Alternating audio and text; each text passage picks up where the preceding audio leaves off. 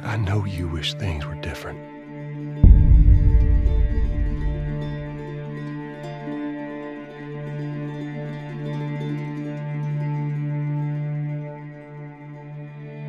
I wish things were different. Ellie! But they ain't.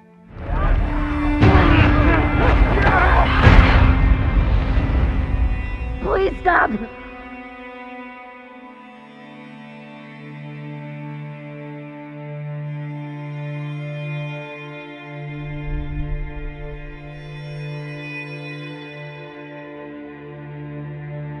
I'm leaving tomorrow. To do this smart, we'd be leaving Jackson vulnerable. So they just get to get away with this? How'd you find us? You can't stop this. I want what you want.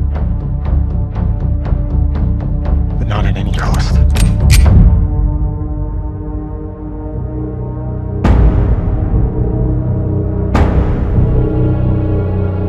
I really hope you make it.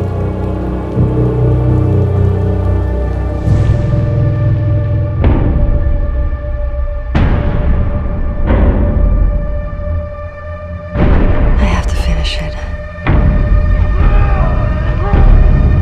There's a cost.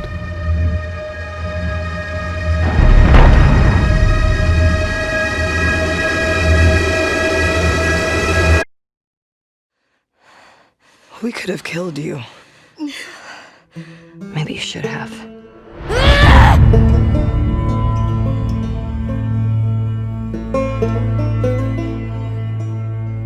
I'm Neil Druckmann, Vice President of Naughty Dog and the Director of The Last of Us Part 2.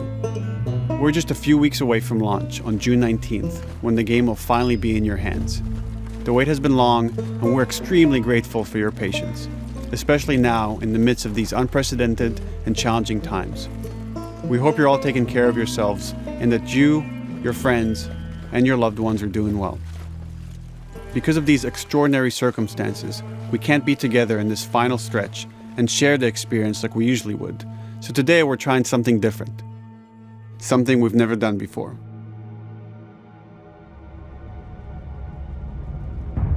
Over the next 20 minutes or so, we're going to give you an in-depth look into what awaits you in The Last of Us Part 2, including new details about the gameplay experience and story. And to cap it all off, we'll be showing a never-before-seen, lengthy gameplay sequence. You'll definitely want to stick around for that.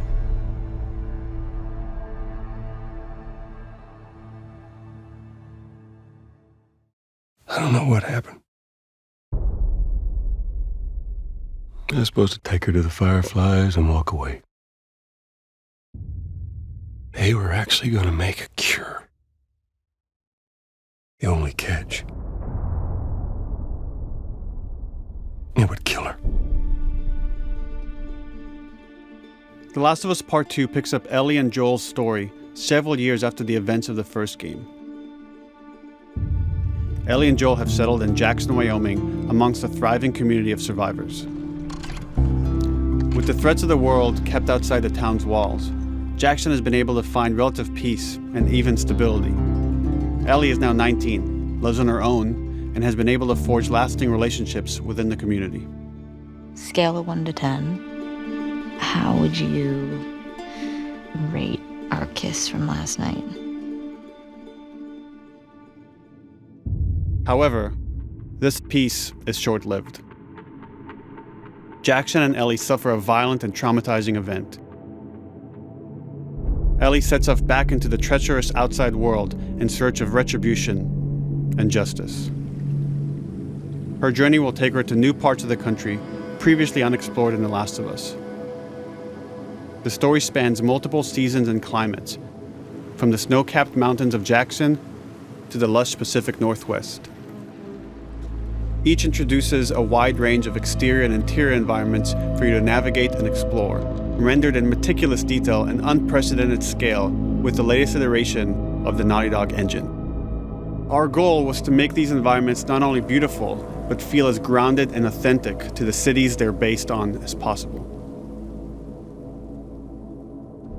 Much of the story unfolds in what remains of Seattle, a massive former quarantine zone. Its locales are incredibly diverse, spanning a dense city center with a skyline of towering high-rises to the beautiful suburbs and stormy waterfronts that surround it. The city exhibits drastic shifts in architecture, elevation, and weather. And with Part 2, we've introduced new traversal mechanics that afford greater exploration and ways to navigate threats. Ellie is not only able to climb and jump over gaps, but she can use ropes to scale vertical terrain or swing over obstacles, allowing you to discover new areas, resources, and side narratives. These more open environments also create new strategic considerations in combat, whether it's to get the jump on enemies or bypass them entirely. The Last of Us Part 2 features some of the largest environments we've ever created. Horseback riding will allow Ellie to quickly cover some of these expansive terrains. Some streets are so flooded that a boat is required to navigate them. However, the world of The Last of Us is as lush and inviting as it is deadly. As Ellie uncovers the path to finding those who have wronged her, she must face the many threats of this unknown city. In the wake of the pandemic and the fall of the quarantine zone, Seattle has become a war zone, where two warring factions find themselves in an ongoing conflict for territory and resources. One of these groups is the Washington Liberation Front, otherwise known as the WLF. The WLF are a militia group that began as resistance to the military occupation of Seattle, and eventually wrestled control of the city from them. They are highly trained, organized, and well-equipped with weapons they stole from the army. They occupy much of the city, imprisoning or killing trespassers on sight. Hey, we got another trespasser, a girl. Did you see her?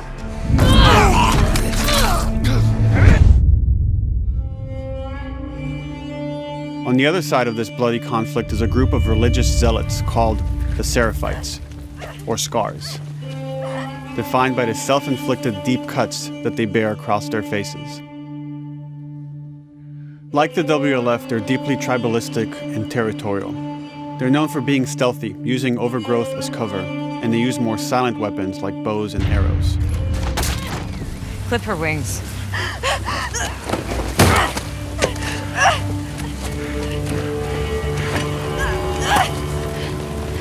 But beyond this conflict among survivors, the threat that originally brought the world to its knees is very much present. Every human is in danger of falling victim to the infected. They are the recently infected runners, who are more numerous and aggressive in this game. The blind but extremely deadly clickers, and the stalkers, who sneak and hide until they're ready to attack, surprising their victims with extreme agility and brutal violence. The Last of Us Part 2 introduces new stages of infected, such as the Shamblers. Large, heavily armored enemies that are covered in pustule. Upon getting close to you, they expel a corrosive spore cloud that burns its victims. But our most terrifying and lethal new forms of infected will have to wait until you play the game for yourselves.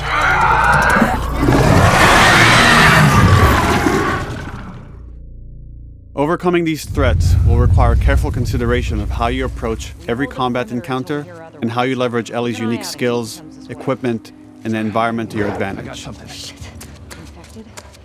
get in there. The WLF patrol the streets of Seattle with guard dogs, which are capable of detecting and following you, even while in cover. You think this guy's connected to the girl They can from pick the up your school? scent and alert their handlers to your presence. Listen mode will reveal your scent trail, so keep moving and cause distractions to avoid detection. They could be hiding anywhere. 25 years after the pandemic began, the world is completely overgrown. Use tall grass to hide from enemies and go prone to stay out of sight. However, this form of analog stealth means you're never fully hidden. If enemies get close enough, they can discover you, even in grass. When Ellie is overwhelmed, running away is a viable option. You can also break glass or crawl through tight spaces to find new paths or areas to evade or take on your enemies. In any given combat situation, you can flee an encounter and re-establish stealth to regain the advantage. If you absolutely have to fight your way out, there are a variety of tools at your disposal. Ellie's more agile than most of her enemies. She can sprint and quickly dodge incoming attacks. Learning how opponents attack with different weapons and mastering the timing of your dodges will prevent you from taking damage and create opportunities to counterattack. You can use throwable items or well-placed shots to stun enemies before dealing a killing blow. Or using them as a shield to protect yourself or buy some time to figure out your next move.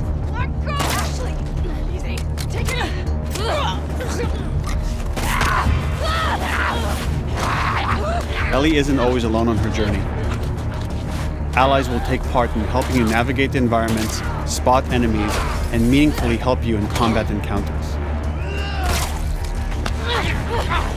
Back off!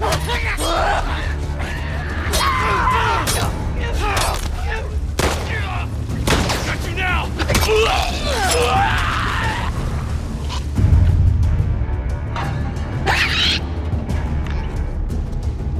Between the human survivors and the roaming infected, there will be times where multiple threats are present, creating new strategic considerations and opportunities. You can choose whether to attack these opponents separately and directly, or find ways to pit them against each other. Flee as they fight, or wait until their numbers have thinned out and engage with whomever's left.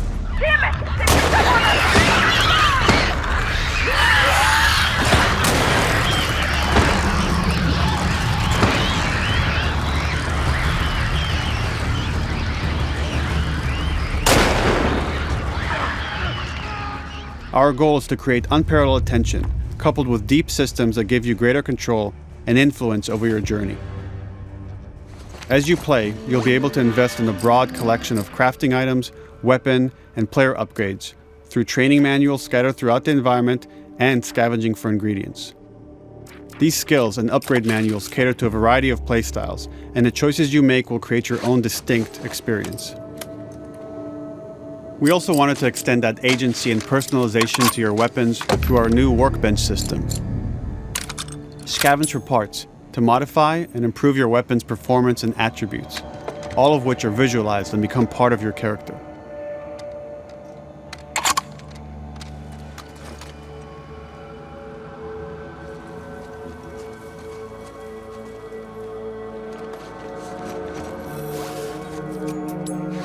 Survival will also require using the parts and ingredients that you'll find in the environment, which can be crafted into a wide range of defensive and offensive items, like proximity mines, explosive arrows, pistol suppressors, and more.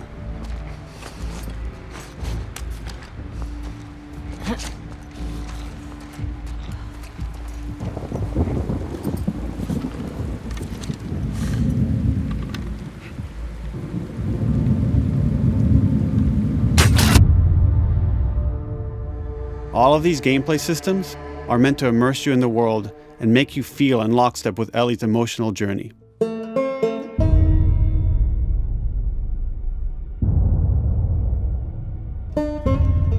As we've said before, this is Naughty Dog's largest, most ambitious game.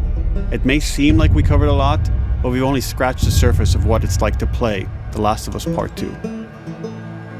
We can't wait for you to experience it all for yourself on June 19th.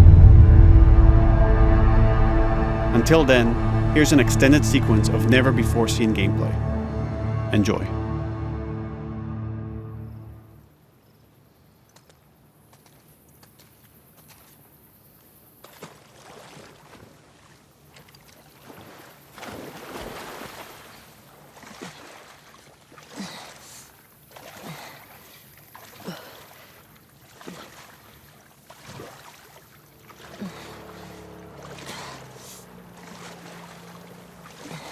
Did you find her yet? Shit. Escape while no one was looking.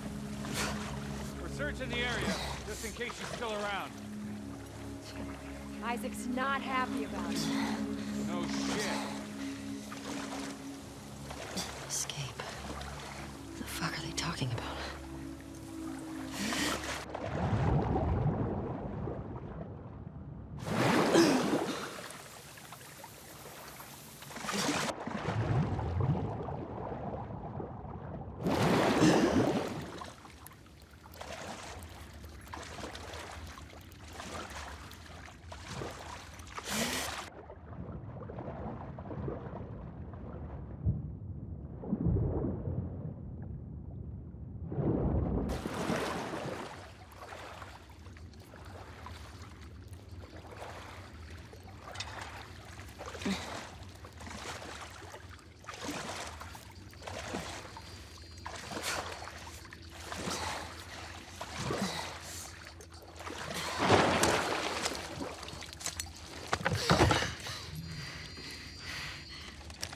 make a fucking sound. Hands up. Easy. Easy. Do you know a girl named Nora? Sure, yeah. Where is she? In the hospital. Where in the hospital? Yeah, they're clearing out the upper floors. She's somewhere in there.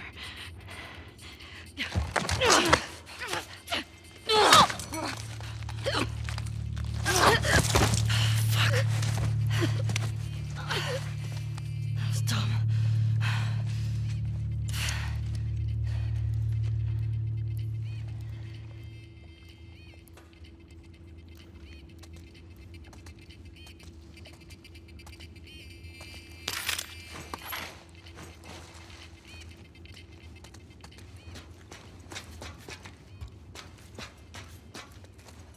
Boat's away.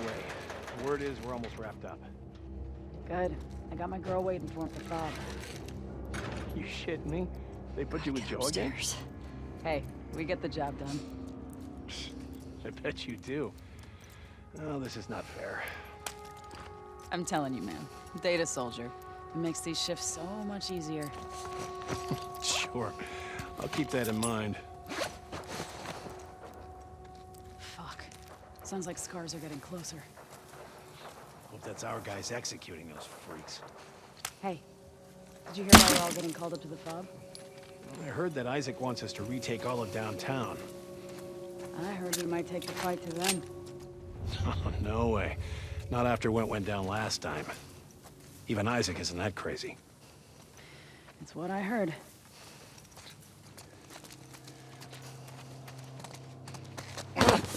Shut up. All right, calm down.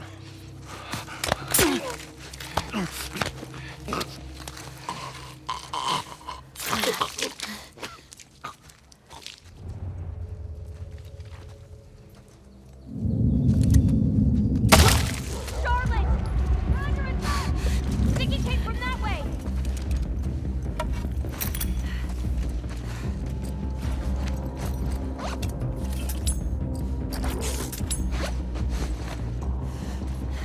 Fan out. Take the whole courtyard. Someone's out there.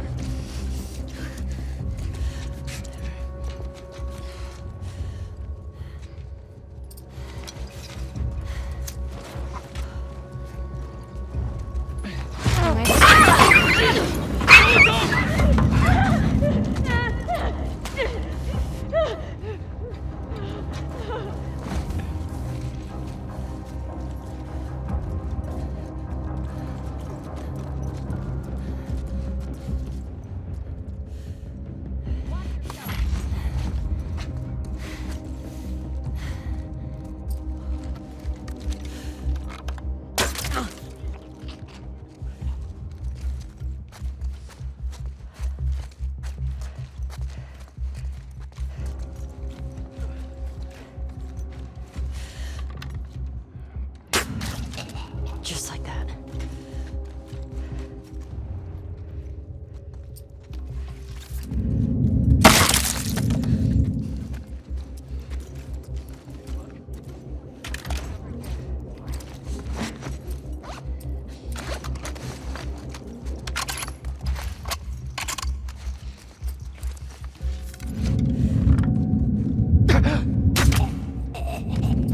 Saw movement.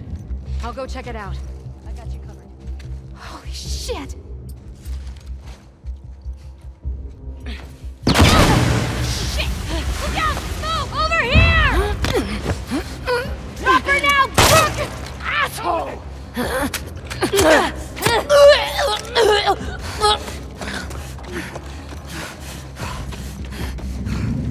I found her!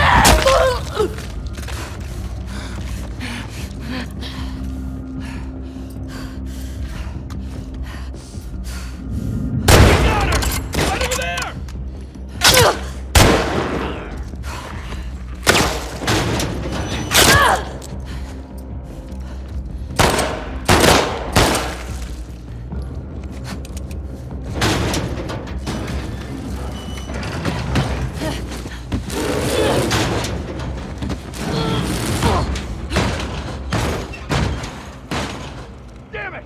Find another way off!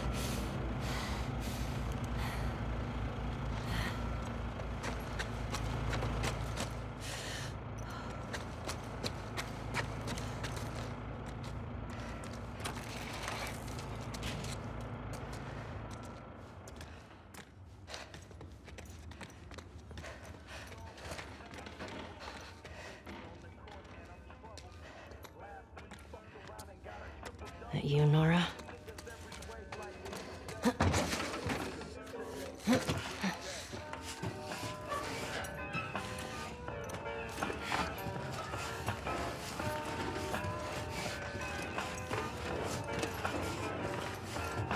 Maybe if you posted more guards, Abby would still be herself. When the fuck was Abby here? I'm not stupid. You're gonna tell us where she went. When Isaac talks to us about this... I'm getting tired of this.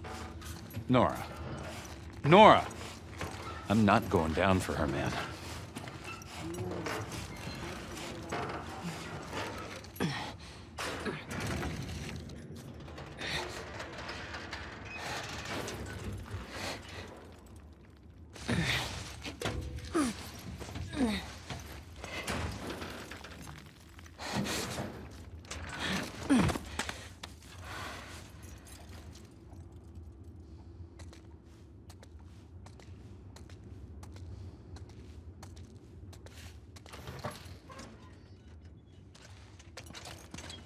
Don't scream.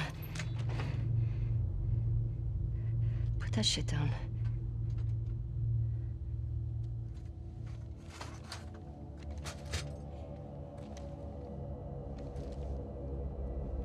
You remember me? Yeah. You remember me.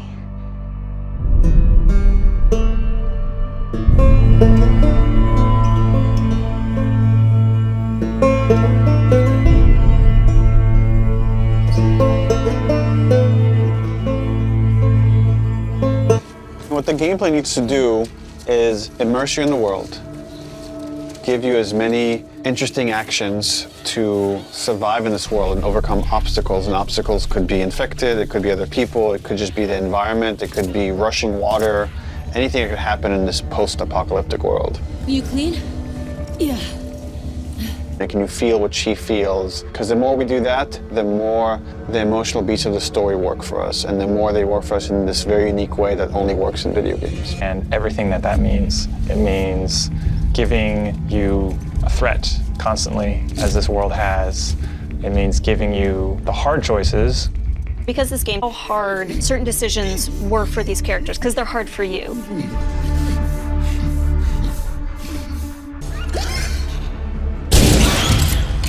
Of the story. And how do we do it through systems? Survive by the skin of my teeth. How do I use all this scrap around me? Any kind of bullet, any kind of rag, any kind of bottle of alcohol. How do we give you that sense of being a survivor in this world?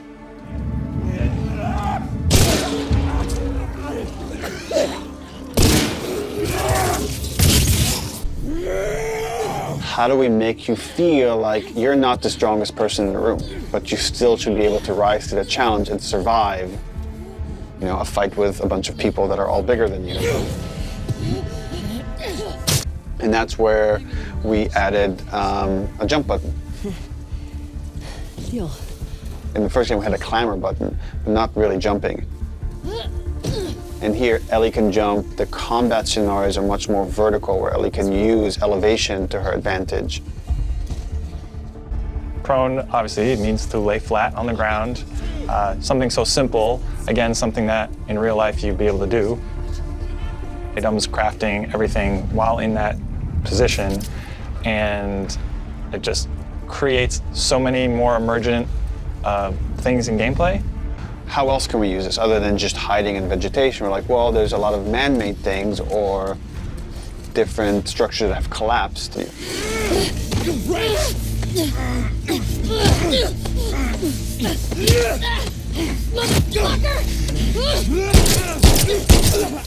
Because now with dodge, anytime you're in a scuffle, you have a chance to get away. You have a chance to counterattack. It lets escape be an option as well. Sometimes you just gotta run. And that is another part of this world, which is sometimes the threat is so overpowering that you just have to get away. When you are partially hidden, or you're in grass, that means people from afar can't see you, but people from closer can kind of see you. they will eventually acquire you. You're not completely hidden when you're in grass. She went into the grass.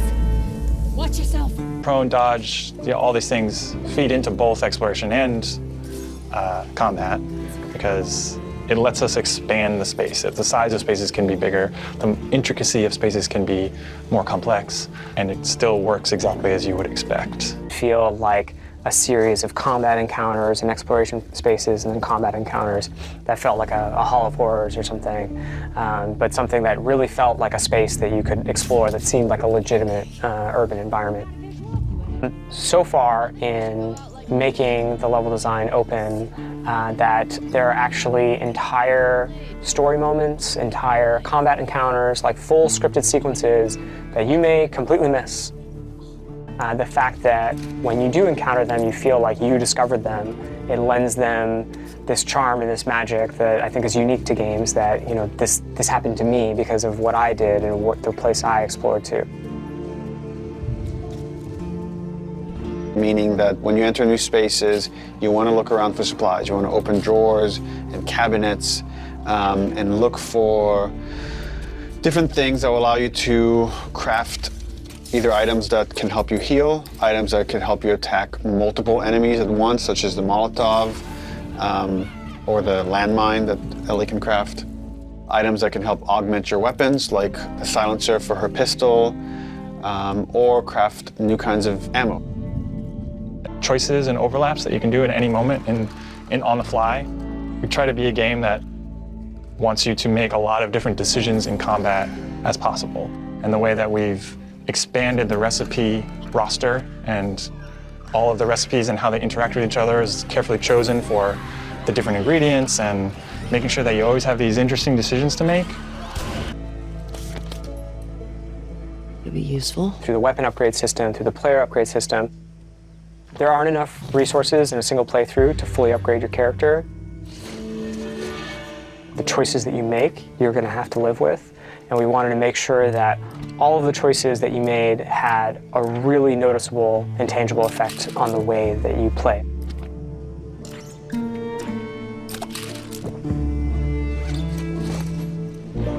With decisions that you've already made, like you are continuing this through line of her journey through this world, and the moment-to-moment gameplay is influenced by that in a way that we haven't before. The realization that your choices have these long-term consequences is very much like the nature of the narrative of the game.